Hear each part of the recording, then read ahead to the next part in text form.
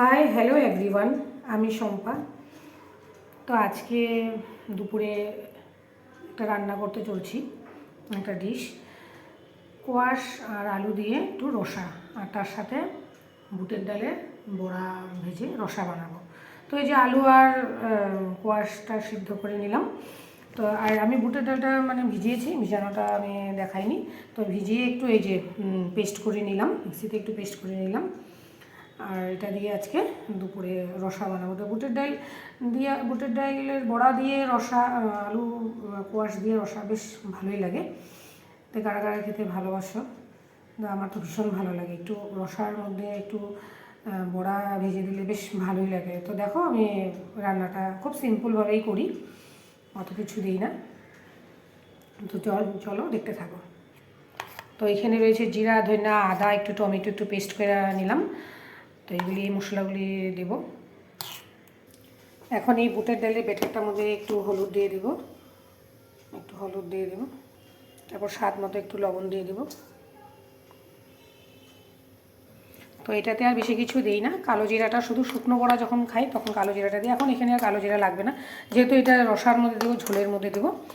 তো এভাবে করে একটা একটা করে বড়া ছাড়তে থাকবো তেলের মধ্যে। কড়াই বসিয়ে দিয়েছি আর তেল দিয়ে দিলাম, সর্ষের তেল।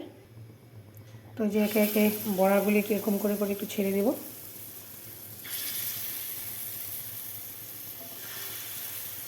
বড়াগুলি বেশি লাল লাল করবো না, যেহেতু রসার মধ্যে একটু কাঁচা কাঁচা ভাব থাকলেই ভালো। একদম লাল লাল হয়ে গেলে তো শক্ত শক্ত হয়ে যাবে।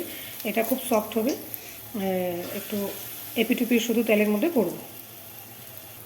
দাওয়াটা কমপ্লিট। তো এবার উল্টানের পালা। বড়াগুলো আমি বলছি যে এভাবে করেই কাঁচা কাঁচা একটু ভাব রাখবো, বেশি লাল লাল করবো না, একটু হলুদ হলুদ ভাব।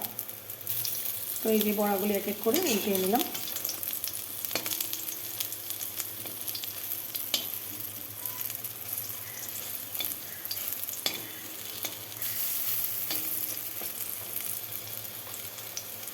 এক এক করে সব উল্টে দেব। সব উল্টানো হয়ে গেল। এই যে বড়াগুলি ভেবে করে নামিয়ে নেব। সব এরকম অল্প আছে, ভেজে সব একবারে নামিয়ে নেব। বড়াগুলো ভাজা হয়ে গেলে এবার জিরা সম্ভার আর তেজপাতা দিয়ে দিলাম। একটু লাল লাল হয়ে গেলে ছেড়ে দেবো আলুগুলো।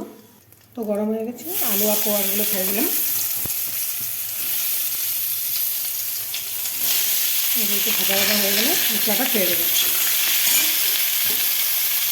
লবণ দিয়ে দিলাম, হলুদ দিয়ে দিলাম। এখন একটু ভালো করে নেড়ে ছেড়ে নেবো, একটু ভাজা ভাজা করবো সবজিটা। তারপর মশলাগুলো দিয়ে দেবো, মিক্স করা মশলাগুলো দিয়ে দেবো।